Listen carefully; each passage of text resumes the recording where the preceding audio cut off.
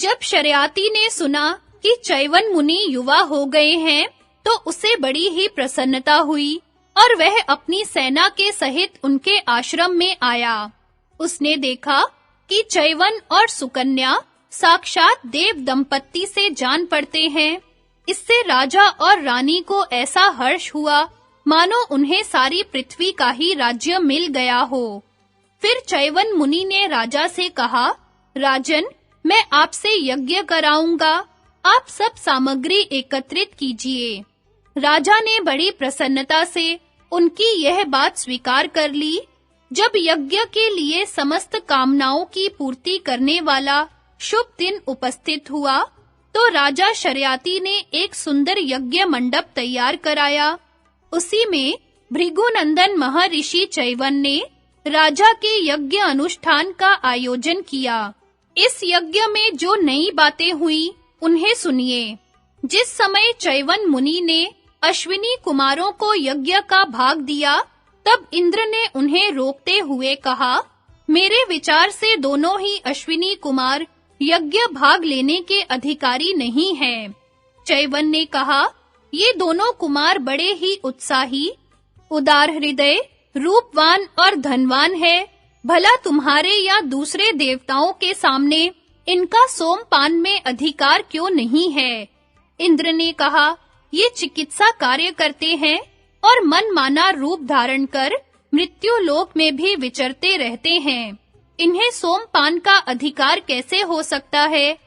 जब चैवन ऋषि ने देखा कि देवराज बार-बार उसी बात पर जोर दे रहे हैं, तो उन्होंने उनकी उपेक्षा कर अश्विनी कुमारों को देने के लिए उत्तम सोम रस लिया।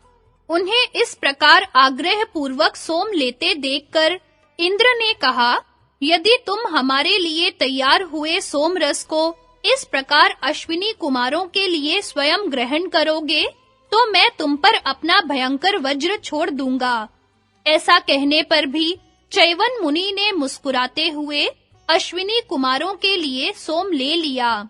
तब तो इंद्र उन पर अपना भयंकर वज्र छोड़ने के लिए उद्यत हुए। वे जैसे ही प्रहार करने लगे कि चैवन ने उनकी भुजा को स्तंभित कर दिया और अपने तपोबल से अग्नि कुंड में से मद नामक एक अत्यंत भयंकर राक्षस उत्पन्न किया, जो अपनी भीषण गर्जना से त्रिभुवन को त्रस्त करता हुआ इंद्र को निगल जाने के लिए उनकी ओर दौड़ा। इससे इंद्र को बड़ी ही व्यथा हुई और उन्होंने पुकार कर कहा, आज से अश्विनी कुमार सोमपान के अधिकारी हुए। अब आप मेरे ऊपर कृपा करें, आप जैसा चाहेंगे वही होगा। जब इंद्र का कोप शांत हो गया, तब भृगुनंदन महात्मा चैवन ने इंद्र को उसी समय उस दुख से मुक्त कर दिया। राजन, यह झिलमिलाता हुआ द्विज संगुष्ट नाम का सरोवर उन्हीं चैवन मुनि का है। तुम अपने भाइयों सहित इस सरोवर में देवता और पितरों का तर्पण करो। यहाँ भगवान शंकर के मंत्रों का जप करने से तुम सिद्धि प्राप्त कर सकते हो। यहाँ त्रेता और द्वापर की संधि के समान काल रहता है। इस तीर्थ में स्नान करने वालों को कलयुग का स्पर्श नहीं होता। यह सब पापों का नाश करने वाला है। इसमें स्नान करो। इसके आगे आर्चीक पर्वत है। यहाँ अनेकों मनीषी महर्षि गण निवास करते हैं। इस पर अनेक प्रकार के देव स्थान हैं। यह चंद्रमा का तीर्थ है। यहाँ वालखिल्य नाम के तेजस्वी और वायु भोजी वानप्रस्थ रहते हैं। यहाँ 3 शिखर और 3 झरने हैं। ये बड़े ही पवित्र हैं। तुम प्रदक्षिणा करके क्रमशः इन सभी में यथेच्छ स्नान करो। इसके पास ही यमुना जी बह रही हैं। स्वयं श्री कृष्ण ने भी यहाँ तपस्या की थी। नकुल, सहदेव, भीमसेन, द्रौपदी और हम सब भी तुम्हारे साथ इसी स्थान पर चलेंगे। इसी जगह महान धनुर्धर राजा मांधाता ने भी यज्ञ किया था। राजा मांधाता का जन्म वृत्तांत। महाराज युधिष्ठिर ने पूछा, ब्राह्मण, राजा युवनाशव के पुत्र नृप श्रेष्ठ मांधाता तीनों लोकों में विख्यात थे। उनका जन्म किस प्रकार हुआ था? लोमश जी बोले, राजा युवनाशव इक्ष्वाकु वंश में उत्पन्न हुआ था। उसने 1 सहस्त्र अश्वमेध करके और भी बहुत से यज्ञ किए और उन सभी में बहुत बड़ी-बड़ी दक्षिणाएं दी। अपने मंत्रियों पर राज्य का भार छोड़कर उस मनस्वी राजा ने मनोनिग्रह करते हुए निरंतर वन में ही रहना आरंभ कर दिया। एक बार महर्षि भृगु के पुत्र ने उससे पुत्र प्राप्ति के लिए यज्ञ कराया। रात्रि के समय उपवास से गला सूख जाने के कारण राजा को बड़ी प्यास लगी। उसने आश्रम के भीतर जाकर जल मांगा, किंतु सब लोग रात्रि के जागरण से थककर ऐसी गाढ़ निद्रा में पड़े थे कि किसी ने उसकी आवाज न सुनी। महर्षि ने मंत्रपूत जल का एक बड़ा कलश रख छोड़ा था। उसे देखकर राजा ने जल्दी से उसी में से कुछ जल पीकर अपनी प्यास बुझाई और उसे वहीं छोड़ दिया। कुछ देर में तपोधन भृगुपुत्र के सहित सब मुनिजन उठे और उन सभी ने उस घड़े को जल से खाली देखा।